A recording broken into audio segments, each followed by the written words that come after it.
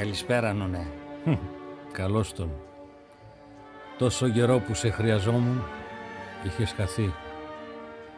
Προφανώς τώρα έρχεσαι να μου ζητήσεις χάρη. Αλλά εγώ είμαι πάντα μεγαλόψυχος με την οικογένεια.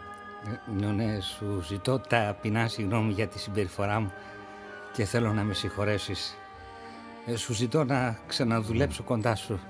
Και τι είναι αυτό που μπορείς να κάνεις για μένα? Νονέ, εγώ για χατήρι σου μπορώ να κλέψω, να ληστέψω.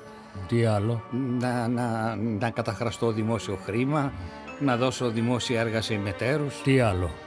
Να χαρίσω τα χρέη στους εφοπλιστές, να πάρω μίζες, να πέσω στη ρεμούλα, να στήσω κομπίνες. Δεν μου λες συνταξιούχους, αγρότες, ναυτεργάτες δέρνεις? Τους γαμώ τη μάνα, νονέ. Σημαίες κατεβάζεις? Και τα βρακιά μου κατεβάζω, αμαλάχη. Από ποδιές?